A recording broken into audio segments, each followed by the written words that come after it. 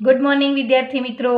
આજે આપણે ધોરણ 10 વિષય સામાજિક વિજ્ઞાનમાં પ્રકરણ 16 જેનું નામ છે આર્થિક ઉદારીકરણ અને વૈશ્વિકીકરણ એના વિશે અભ્યાસ કરીશું। તો મિત્રો સૌપ્રથમ આપણે તેની પ્રસ્તાવના બાંધીએ કે ભારતે 1947માં આઝાદી પ્રાપ્ત કરી અને ઝડપથી આર્થિક વિકાસ સાધવા માટે આપણી સરકારે આયોજનના માર્ગનો સ્વીકાર પણ કર્યો। એક પછી એક પંચવર્ષીય યોજનાઓના અમલ દ્વારા ઝડપી આર્થિક વિકાસ પ્રાપ્ત કરવાનું કાર્ય પણ હાથ ધર્યું। તો આ માટે નાણાકીય નીતિ, રાજકોષીય નીતિ અને ઔદ્યોગિક નીતિઓની સમયે સમયે જાહેરાતો કરવામાં આવી, પરંતુ ઘણી યોજનાઓ પૂરી થઈ ત્યાં સુધી આર્થિક વિકાસ સાધવામાં સફળતા મળી નહીં। આથી સરકારે નિષ્ફળતાના કારણોની તપાસ કરી અને ભૂતકાળમાં કરેલી ભૂલો સુધારી લેવા માટે જુદી જુદી આર્થિક નીતિઓને નવો ઓપ આપવાનો નિર્ધાર કર્યો। જે અન્વયે આપણે જોઈએ કે ઈસવીસન 1991ની ઔદ્યોગિક નીતિ, તો એ 1991ની જે ઔદ્યોગિક નીતિમાં આર્થિક વિકાસને પોષક બને તેવા આર્થિક સુધારાઓ અમલમાં મૂક્યા, જેને ઉદારીકરણ, ખાનગીકરણ અને વૈશ્વિકીકરણ તરીકે ઓળખવામાં આવે છે। તો અહીંયા આપણે જોયું કે આપણને ભારત દેશને 1947માં આઝાદી પ્રાપ્ત થઈ અને ઝડપથી આર્થિક વિકાસ સાધવા માટે હવે સરકાર આયોજનબદ્ધ પગલાં ભરે છે। એમાં પંચવર્ષીય યોજનાનો પણ અમલ કર્યો। હવે ઝડપી આર્થિક વિકાસ પ્રાપ્ત કરવાનું કાર્ય તેમને હાથમાં લીધું। તો આ માટે નાણાકીય નીતિ, રાજકોષીય નીતિ, ઔદ્યોગિક નીતિ અને સમયે સમયે આ બધી નીતિઓની જાહેરાત કરવામાં આવી, પરંતુ ઘણી યોજનાઓ પૂરી થઈ ત્યાં સુધી તો આર્થિક વિકાસ સાધવામાં સફળતા મળી નહીં, એટલે કે સરકાર નિષ્ફળ ગઈ। તો આથી હવે સરકારને એમ થયું કે ભાઈ અમને જે નિષ્ફળતા મળી છે તો એ નિષ્ફળતાના કારણો શું છે, તો એ નિષ્ફળતાના કારણોની તપાસ એમને કરી અને ભૂતકાળમાં જે કરેલી ભૂલ છે એને સુધારવાનો પ્રયત્ન કરે છે। તો તે માટે જુદી જુદી આર્થિક નીતિઓને નવો ઓપ આપવાનો એ નિર્ધાર કરે છે। તો જે અન્વયે 1991ની અંદર ઔદ્યોગિક નીતિ અપનાવી, તો એની અંદર આર્થિક વિકાસને પોષક બને તેવા આર્થિક સુધારાઓ અમલ કરવામાં મૂક્યા અને જેના કારણે ઉદારીકરણ, ખાનગીકરણ અને વૈશ્વિકીકરણ તરીકે તેને ઓળખવામાં આવે છે। એટલે એ જે ઔદ્યોગિક નીતિ છે એમાં 3 બાબતોનો સમાવેશ થાય છે, 1 ઉદારીકરણ, 2 ખાનગીકરણ અને 3 વૈશ્વિકીકરણ। હવે આપણે આર્થિક ઉદારીકરણ વિશે જોઈએ। સરકાર ઔદ્યોગિક નીતિ દ્વારા ખાનગી ક્ષેત્ર પરના અંકુશો અને નિયંત્રણોમાં કમર્શ ઘટાડો કરે અને વિકાસને પ્રોત્સાહિત કરે તેને ઉદારીકરણની નીતિ તરીકે ઓળખવામાં આવે છે। હવે આ ઉદારીકરણની નીતિ એટલે શું, તો સરકાર જે ઔદ્યોગિક નીતિ દ્વારા ખાનગી ક્ષેત્ર પર અંકુશો અને નિયંત્રણો કમર્શ ઘટાડો કરે। સરકાર ઔદ્યોગિક નીતિ દ્વારા ખાનગી ક્ષેત્ર પરના જે અંકુશો છે અને નિયંત્રણોમાં કમર્શ ઘટાડો કરે અને વિકાસને પ્રોત્સાહિત કરે તેને ઉદારીકરણની નીતિઓ તરીકે ઓળખવામાં આવે છે। શરૂઆતના તબક્કામાં ઉદારીકરણ અન્વયે જે આર્થિક સુધારાઓ અપનાવવામાં આવ્યા હતા તે આપણે જોઈએ। પહેલું છે 18 ઉદ્યોગો જાહેર સાહસો માટે અનામત હતા, તે સિવાયના અન્ય ઉદ્યોગો માટે પરવાના પદ્ધતિ નાબૂદ કરવામાં આવી। તો અહીંયા પહેલું છે કે ઈસવીસન 1956થી જે 18 ઉદ્યોગોએ જાહેર ક્ષેત્ર માટે અનામત રાખવામાં આવ્યા હતા અને આ ઉદ્યોગો સિવાયના અન્ય ઉદ્યોગો માટે ઔદ્યોગિક પરવાના પદ્ધતિ નાબૂદ કરવામાં આવી। બીજું છે રેલવે, અણુક્ષેત્ર અને સંરક્ષણ સિવાયના તમામ ક્ષેત્રો ખાનગી ક્ષેત્ર માટે ખુલ્લા મૂકવામાં આવ્યા। રેલવે છે, અણુક્ષેત્ર છે, રેલવે, પરમાણુ અને સંરક્ષણ સિવાયના બધા જ ક્ષેત્રો છે એ ખાનગી ક્ષેત્ર માટે ખુલ્લા કરી મૂકવામાં આવ્યા। 3 નંબર ઉદ્યોગો માટેની ફરજિયાત નોંધણી નોંધણી પ્રથા રદ કરવામાં આવી. તો અહીંયા જે ઉદ્યોગોથી પ્રદૂષણ ન ફેલાય તેમજ પર્યાવરણ માટે જોખમી ન હોય તેવા ઉદ્યોગો સ્થાપવા માટે કેન્દ્ર સરકારની મંજૂરી મેળવવાની જોગવાઈ રદ કરવામાં આવી. 4 નંબર, પ્રદૂષણ ન ફેલાય અને પર્યાવરણ માટે જોખમી ન હોય તેવા ઉદ્યોગો સ્થાપવા માટે કેન્દ્ર સરકારની મંજૂરી મેળવવાની જોગવાઈ રદ કરવામાં આવી. હવે એના લાભો જોઈએ કે ભાઈ એના લાભો શું છે. ઉદારીકરણના પરિણામે ખાનગી ક્ષેત્રને મુક્ત વિકાસની તકો પ્રાપ્ત થઈ જેથી ઉત્પાદનમાં વધારો થયો. તો અહીંયા ઉદારીકરણના પરિણામે જે ખાનગી ક્ષેત્રો છે એમના મુક્ત વિકાસની તકો એમને પ્રાપ્ત થઈ અને જેથી તેમના ઉત્પાદનમાં વધારો થયો. ઉદારીકરણની નીતિનો સ્વીકાર કરવાથી વિદેશ વેપારીને બળ મળવાનું શરૂ થયું અને વિદેશી વેપારમાં વૃદ્ધિ થઈ. તો આ ઉદારીકરણની નીતિનો સ્વીકાર કરવાથી વિદેશી વેપાર છે એમને પણ મોટું બળ પ્રાપ્ત થયું કે બળ મળવાની શરૂઆત થઈ. એટલે કે વિદેશ વેપારને ઉત્તેજન મળવાથી વિદેશ વેપારમાં વધારો થયો. વિદેશ વેપારમાં વધારો થવાથી વિદેશી હુંડિયામણની અનામતમાં પણ વધારો થયો. હવે વિદેશી વેપારને ઉત્તેજન મળવાથી તેમના વેપારમાં વધારો થયો અને તેથી દેશમાં વિદેશી હુંડિયામણની અનામતોના પ્રમાણમાં પણ વધારો થયો. છેલ્લે ઉદારીકરણના પરિણામે દેશમાં આંતરમાળખાકીય સગવડોમાં વધારો થયો. હવે દેશની આંતરમાળખાકીય સગવડો છે એમાં પણ વધારો થયો. તો આપણે ઉદારીકરણના લાભો જોયા. તો 1 નંબર છે કે ઉદારીકરણને લીધે ખાનગી ક્ષેત્રને મુક્ત વિકાસની તકો પ્રાપ્ત થઈ જેથી દેશના ઉત્પાદન વૃદ્ધિના દરમાં વધારો થયો. 2 નંબર, વિદેશ વેપારને ઉત્તેજન મળવાથી વિદેશ વેપારમાં વધારો થયો. 3 નંબર, વિદેશ વેપારમાં વધારો થવાથી દેશમાં વિદેશી હુંડિયામણની અનામતોના પ્રમાણમાં પણ વધારો થયો. દેશની આંતરમાળખાકીય સગવડોમાં વધારો થયો. આંતરરાષ્ટ્રીય બજારો સાથે સ્પર્ધા કરવાની ભારતના ઉદ્યોગની ક્ષમતા વધી અને ભારતમાં વિદેશી મૂડીરોકાણ વધ્યું. હવે આપણે ગેરલાભો જોઈએ કે ઉદારીકરણના ગેરલાભો. ખાનગી ક્ષેત્ર પરના અંકુશો ઘટવા છતાં ઇજારાશાહીના વલણોમાં ઘટાડો થઈ શક્યો નથી. તો અહીંયા દેશમાં ઔદ્યોગિક ક્ષેત્રે ઉત્પાદનના એકમોની સંખ્યામાં વધારો થયો છે. 2 નંબર, માત્ર ઔદ્યોગિક ક્ષેત્ર પર જ ધ્યાન આપવાથી ભારત કૃષિ ક્ષેત્ર વિકાસમાં પાછળ રહી ગયું. હવે ઔદ્યોગિક ક્ષેત્ર પર ભારતે ધ્યાન આપ્યું તેથી ભારત કૃષિ ક્ષેત્રના વિકાસની અંદર પાછળ રહી ગયું. આવકની અસમાનતામાં વધારો થયો. આયાત વધવાથી અને નિકાસો ઘટવાથી વિદેશી દેવામાં વધારો થયો. તો એના લાભ પણ છે અને ગેરલાભ પણ છે. તો ગેરલાભ કયા કયા થયા? તો ખાનગી ક્ષેત્ર પરના અંકુશો ઘટવા છતાં ઇજારાશાહીના વલણોમાં ઘટાડો થઈ શક્યો નથી. માત્ર ઔદ્યોગિક ક્ષેત્ર પર ધ્યાન આપવાથી ભારત છે એ કૃષિ ક્ષેત્રના વિકાસમાં પાછળ રહી ગયું. આવકની અસમાનતામાં વધારો થયો. આયાત વધવાથી અને નિકાસો ઘટવાથી વિદેશી દેવાઓમાં પણ વધારો થયો. હવે 2 નંબર છે ખાનગીકરણ. ખાનગીકરણ એટલે કે એવી પ્રક્રિયા કે જેમાં રાજ્ય હસ્તકના ઔદ્યોગિક સાહસોની માલિકી અથવા તેનું સંચાલન ખાનગી ક્ષેત્રને સોંપી દેવામાં આવે છે. ખાનગીકરણ 2 માર્ગે થઈ શકે છે. તો ખાનગીકરણ એ એવી પ્રક્રિયા છે કે જેમાં રાજ્ય હસ્તકના ઔદ્યોગિક સાહસોની માલિકી અથવા તો તેનું જે સંચાલન એટલે કે ખાનગી ક્ષેત્રને સોંપી દેવામાં આવે છે. આમ ખાનગીકરણ 2 માર્ગે થઈ શકે છે. એક, પહેલાં જે ક્ષેત્રો જાહેર સાહસો માટે અનામત રાખ્યા હોય તે ક્ષેત્રો ખાનગી વિભાગ માટે ખુલ્લા મૂકવામાં આવે છે. કે પહેલાં જે ક્ષેત્રો જાહેર સાહસો માટે અનામત રાખવામાં આવ્યા હોય તે ક્ષેત્રોને ખાનગી વિભાગ માટે ખુલ્લા મૂકવામાં આવે છે.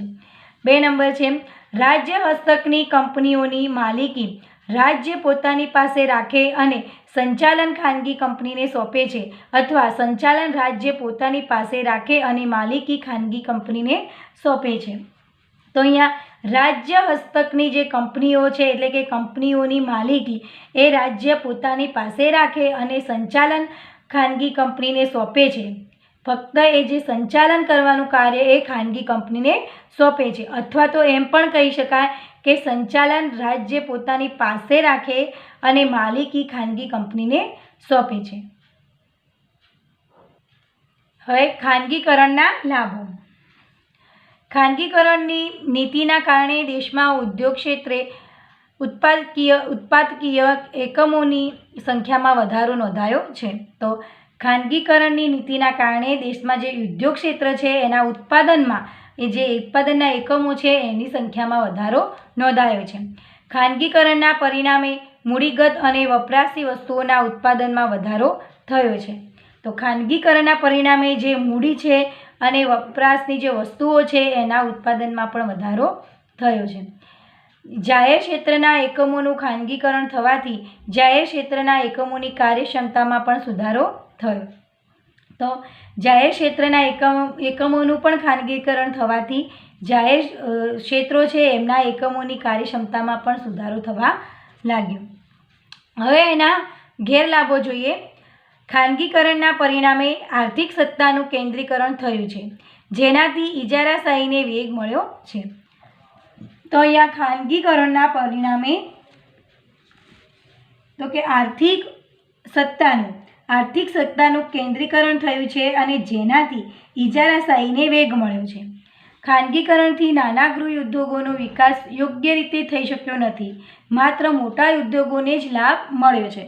તો આ ખાનગીકરણને કારણે જે નાના ગૃહ ઉદ્યોગો છે એમનો વિકાસ યોગ્ય પ્રમાણમાં થઈ શક્યો નથી, પરંતુ જે મોટા પ્રમાણમાં જે ચાલતા ઉદ્યોગો છે એમને જ લાભ મળ્યો છે. ખાનગીકરણના પરિણામે ભાવો અંકુશમાં રહ્યા નથી, જેથી ભાવ વધારાની સમસ્યા ઊભી થઈ છે. તો ખાનગીકરણના પરિણામે જે ચીજવસ્તુઓના ભાવ હોય એ અંકુશમાં રહ્યા નથી અને જેથી ભાવ વધારાની સમસ્યા પણ ત્યાં જન્મી છે. હવે ત્રીજો પોઈન્ટ છે વૈશ્વિકીકરણ. વૈશ્વિકીકરણ એટલે કે દેશના અર્થતંત્રને વિશ્વના અર્થતંત્ર સાથે જોડવાની પ્રક્રિયા કે જેના પરિણામે વસ્તુઓ, સેવાઓ, ટેકનોલોજી અને શ્રમનો પ્રભાવ વિશ્વમાં સરળતાથી પ્રાપ્ત થાય. તો અહીંયા વૈશ્વિકીકરણ એટલે શું? તો દેશના અર્થતંત્રને વિશ્વના અર્થતંત્ર સાથે શું કરવાનું? જોડવાની. તો એ જોડવાની પ્રક્રિયા છે કે એના દ્વારા કે એના પરિણામે વિશ્વના દેશોને ચીજવસ્તુઓ, સેવાઓ, ટેકનોલોજી અને શ્રમનો પ્રવાહ સરળતાથી પ્રાપ્ત થાય. હવે વૈશ્વિકીકરણમાં પણ મુખ્યત્વે નીચે મુજબના સુધારા હાથ ધરવામાં આવ્યા છે. આપણે જોઈએ. બે દેશો વચ્ચે વેપારના અવરોધો દૂર કરવા. તો અહીંયા વિશ્વમાં આંતરરાષ્ટ્રીય વેપાર વધારવા માટે બે દેશો વચ્ચે આયાત નિકાસમાં આવતા બધા જે અવરોધો છે તેને દૂર કરવા. એવી પરિસ્થિતિનું નિર્માણ કરવું કે જેથી બે દેશો વચ્ચે મૂડીની હેરફેર સરળતાથી થઈ શકે. હવે એવી પરિસ્થિતિ એટલે કે જુદા જુદા દેશો વચ્ચેના મૂડીની જે હેરફેર પરના નિયંત્રણો દૂર કરવા એટલે કે એ નિયંત્રણો દૂર કરવા. ટેકનોલોજીની હેરફેરના અવરોધો દૂર કરવા. તો અહીંયા જુદા જુદા દેશો વચ્ચે ટેકનોલોજીની હેરફેર પરના નિયંત્રણો છે એ પણ દૂર કરવા. વિશ્વના જુદા જુદા દેશો વચ્ચે શ્રમની હેરફેર મુક્ત રીતે કરવી. તો જુદા જુદા દેશો વચ્ચે વિશ્વના જે જુદા જુદા દેશો છે તો એ દેશો વચ્ચે શ્રમિકોની હેરફેર એ પરના જે નિયંત્રણો છે એ દૂર કરવા, જેથી શ્રમની હેરફેર મુક્ત રીતે થઈ શકે. તો હવે એની અસરો જોઈએ. વૈશ્વિકીકરણની ભારતીય અર્થતંત્ર પર મિશ્ર અસર થઈ છે.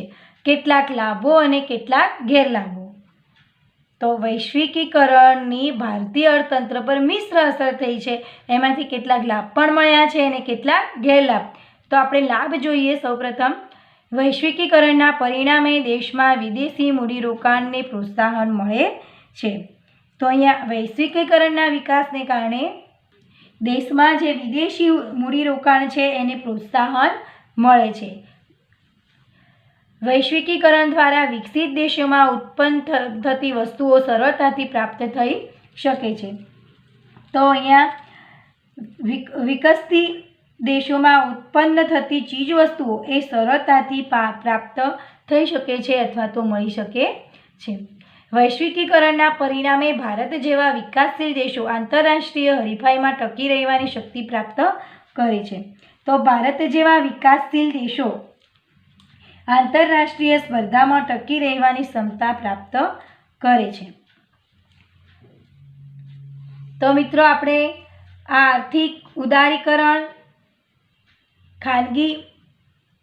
ખાનગીકરણ અને વૈશ્વિકીકરણ, તો આ ત્રણ શું છે? તો આર્થિક વિકાસને પોષક બને તેવા આર્થિક સુધારાઓ અમલ મૂક્યા અને જેને ઉદારીકરણ, ખાનગીકરણ અને વૈશ્વિકીકરણ તરીકે ઓળખવામાં આવ્યા. તો 1991ની અંદર ઔદ્યોગિક નીતિમાં આર્થિક વિકાસને પોષક બને તેવા આર્થિક સુધારા કરવામાં આવ્યા હતા અને જેને ઉદારીકરણ, ખાનગીકરણ અને વૈશ્વિકીકરણ તરીકે ઓળખવામાં આવ્યું છે.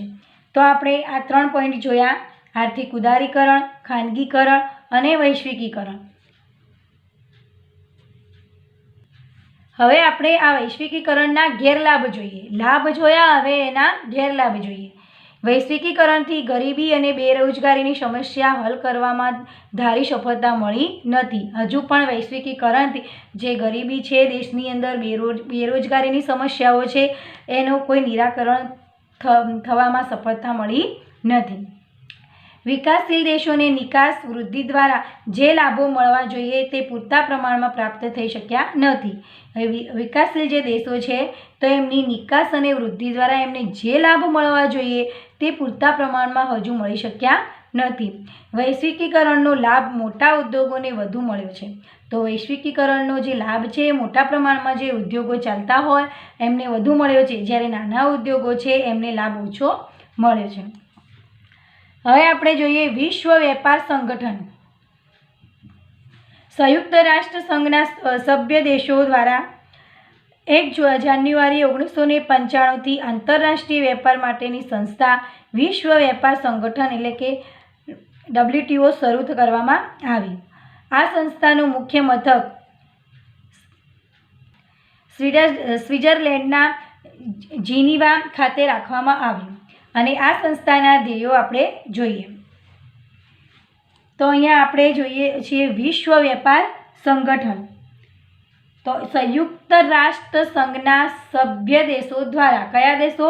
સંયુક્ત રાષ્ટ્ર સંઘના સભ્ય દેશો દ્વારા 1 જાન્યુઆરી 1995થી આંતરરાષ્ટ્રીય વેપાર માટેની સંસ્થા વિશ્વ વેપાર સંગઠન શરૂ કરવામાં આવી છે અને આ સંસ્થાનું મુખ્ય મથક એ સ્વિટ્ઝરલેન્ડના જીનીવા ખાતે રાખવામાં આવ્યું. હવે એના કંઈક ધ્યેયો છે એ આપણે જોઈએ. ધ્યેયો: વિશ્વના દેશો વચ્ચે વેપારના અવરોધો દૂર કરવા. તો વિશ્વના દેશો વચ્ચે જે વેપારમાં અવરોધો આવે છે કે વેપાર માટે જે કંઈ અવરોધો છે તો એ દૂર કરવા. વિદેશ વેપાર માટે દેશના ઉદ્યોગોને અપનાવવામાં આવતું સંરક્ષણ દૂર કરવું. તો અહીંયા વિદેશ વેપાર માટે દેશના ઉદ્યોગોને આપવામાં આવતું જે સંરક્ષણ છે એને દૂર કરવું. ત્રીજું છે વૈશ્વિક વેપાર નીતિ અને આર્થિક નીતિઓ સાથે સંકલન સાધવું. તો વૈશ્વિક જે વેપારી નીતિ છે અને દેશની આર્થિક નીતિઓ આ બંને વચ્ચે સંકલન સાધવાનું કહ્યું છે. વિશ્વમાં ઉદ્ભવતા વેપારી ઝઘડાઓનું નિરાકરણ કરવું. તો વિશ્વની અંદર કઈ વેપારી લગતા જે ઝઘડાઓ છે તો એનું સોલ્યુશન લાવો, તો એનું નિરાકરણ લાવવાનો પ્રયત્ન કરવો. હવે અહીંયા એના કાર્યો શું છે? વૈશ્વિકીકરણના કાર્યો. તો બહુરાષ્ટ્રીય વેપાર અને તેને લગતા કરારો માટે જરૂરી માળખું ઊભું કરી કરારોનો અમલ કરાવવો. તો અહીંયા બહુરાષ્ટ્રીય એટલે કે બહુરાષ્ટ્રીય વેપાર અંગેના જે કરારો છે તો કરારો માટે જરૂરી માળખાની રચના કરવી અને તેનો અમલ કરાવવો.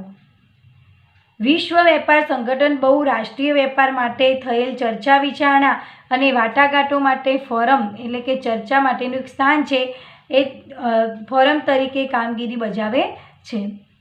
તો અહીંયા તે બહુરાષ્ટ્રીય વેપાર માટે જે કંઈ થયેલ ચર્ચા વિચારણા છે અને વાટાઘાટો માટે ફોરમ તરીકેની કામગીરી બજાવવામાં આવે છે. અહીંયા ફોરમ એટલે કે ચર્ચા માટેનું સ્થાન. WTO એ ભેદભાવ વગર આંતરરાષ્ટ્રીય વેપારને પ્રોત્સાહન પૂરું પાડે છે. તો અહીંયા તે ભેદભાવ વિહીન આંતરરાષ્ટ્રીય વેપારને ઉત્તેજન આપે છે. જુદા જુદા દેશો જે પોતાની રાષ્ટ્રીય નીતિને અનુસરતા હોય તેનું અવલોકન કરે છે અને જરૂરી સુધારા વધારા સૂચવે છે. તો અહીંયા પોતાની રાષ્ટ્રીય નીતિને અનુસરતા હોય એવા બધા સભ્ય દેશોના વેપારનું તે અવલોકન કરે છે અને તેમાં જરૂરી સુધારા વધારા સૂચવે છે. તો વિદ્યાર્થી મિત્રો, આજનો અભ્યાસ આપણે આટલા સુધી સીમિત રાખીએ છીએ. આજે આપણે જે ટોપિક વિશે ચર્ચા કરી છે એમાંથી પ્રશ્નો જોઈએ. નવી આર્થિક નીતિમાં કઈ બાબતોનો સમાવેશ થયો છે? અથવા તો ઈસવીસન 1991ની ઔદ્યોગિક નીતિના આર્થિક સુધારાના પાયામાં કઈ 3 બાબતોનો સમાવેશ મુખ્ય હતો? તો ઈસવીસન 1991ની નવી આર્થિક નીતિમાં ઉદારીકરણ, ખાનગીકરણ અને વૈશ્વિકીકરણ આ 3 બાબતોનો સમાવેશ થયો છે. ભારતમાં આર્થિક સુધારાનો અમલ ક્યારે થયો? તો ભારતમાં આર્થિક સુધારાનો અમલ ઈસવીસન 1971માં થયો. આર્થિક ઉદારીકરણ એટલે શું? આર્થિક ઉદારીકરણ એટલે ખાનગી ક્ષેત્ર પરના અંકુશો અને નિયંત્રણોનો કમર્સ ઘટાડો કરી દેશના આર્થિક વિકાસને પ્રોત્સાહિત કરે એવી નીતિ. ખાનગીકરણ એટલે શું? ખાનગીકરણ એટલે એવી પ્રક્રિયા કે જેમાં રાજ્ય હસ્તકના ઉદ્યોગોની માલિકી અથવા તેનું સંચાલન ખાનગી ક્ષેત્રે સોંપી દેવું. વૈશ્વિકીકરણની સંકલ્પના સમજાવો. વૈશ્વિકીકરણ એટલે દેશના અર્થતંત્રને વિશ્વના અર્થતંત્ર સાથે જોડવાની પ્રક્રિયા છે. તો એ પ્રક્રિયા કે જેના પરિણામે ચીજવસ્તુઓ, સેવાઓ, ટેકનોલોજી અને શ્રમનો પ્રભાવ વિશ્વમાં સરળતાથી પ્રાપ્ત થઈ શકે. વિશ્વ વેપાર સંગઠન એટલે કે WTOની સંસ્થા કોણે કરી હતી? ની સ્થાપના કોને કરી હતી? ફરીથી, વિશ્વ વેપાર સંગઠનની સ્થાપના કોણે કરી હતી? તો વિશ્વ વેપાર સંગઠનની સ્થાપના એ સંયુક્ત રાષ્ટ્ર એટલે કે યુએનના સભ્ય દેશોએ કરી હતી. વિશ્વ વેપાર સંગઠનની સ્થાપના ક્યારે થઈ? તો વિશ્વ વેપાર સંગઠનની સ્થાપના 1 જાન્યુઆરી 1995ના રોજ થઈ. તો વિદ્યાર્થી મિત્રો, આટલા સુધી આપણો વિડીયો સીમિત રાખીએ છીએ. હવે નેક્સ્ટ ભારતીય અર્થકારણ પર અસર, ટકાઉ વિકાસ, પ્રાકૃતિક સાધનોના સંરક્ષણ તેમજ સંવર્ધન માટેના જે વ્યૂહરચના છે એ જોઈશું. પર્યાવરણની સુરક્ષા માટેના પગલાં, એ ટોપિક વિશે આપણે ચર્ચા કરીશું. Thank you.